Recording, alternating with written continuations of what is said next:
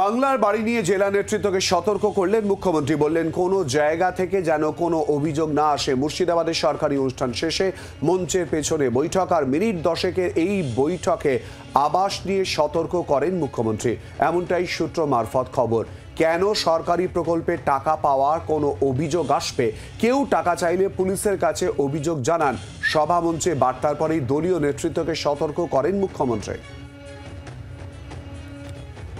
বাংলার বাড়ি নিয়ে জেলা নেতৃত্বকে সতর্ক মুখ্যমন্ত্রী মমতা বন্দ্যোপাধ্যায়।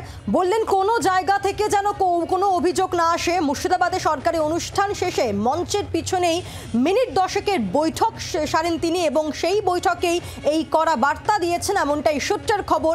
কেন সরকারি প্রকল্পের টাকা পাওয়া নিয়ে কোনো অভিযোগ আসবে এই প্রশ্ন এই বৈঠকে করেন তিনি, এমনটাই সূত্রের খবর। কেউ টাকা চাইলে পুলিশের কাছে অভিযোগ জানান, কড়া বার্তা মুখ্যমন্ত্রীর। কথা বলবো, শ্রেয়সী গঙ্গোপাধ্যায় রয়েছেন আমাদের সঙ্গে টেলিফোনে প্রতিনিধি। শ্রেয়সী, একেবারে কড়া বার্তা দিয়েছেন মুখ্যমন্ত্রী মমতা বন্দ্যোপাধ্যায়।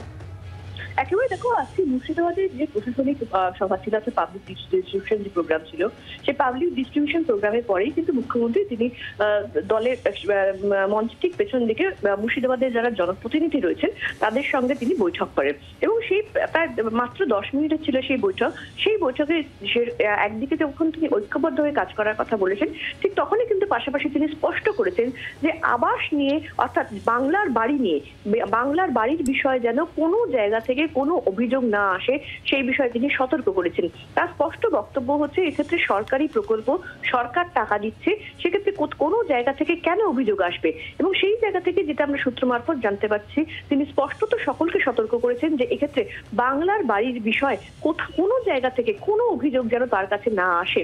এবং এক্ষেত্রে আমরা দেখেছিলাম যে আজকেও যখন মঞ্চে তিনি বক্তব্য রাখছিলেন, বক্তব্যের শেষেও কিন্তু কার্যত তিনি বলছিলেন যে যদি কেউ কোনো জায়গা থেকে কেউ কোনো কিছুর জন্য কোনো প্রকল্পের সুবিধা পাইয়ে দেবে বলে কেউ যদি টাকা চায়, তাহলে কিন্তু সরাসরি তিনি সাধারণ মানুষের উদ্দেশ্যে বলেন যে সরাসরি কিন্তু আপনারা থানায় ডায়েরি করবেন।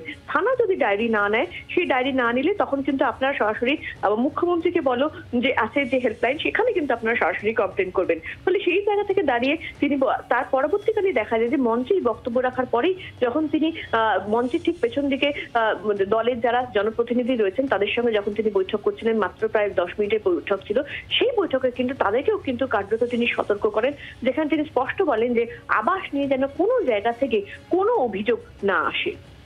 ধন্যবাদ শ্রেয়সী।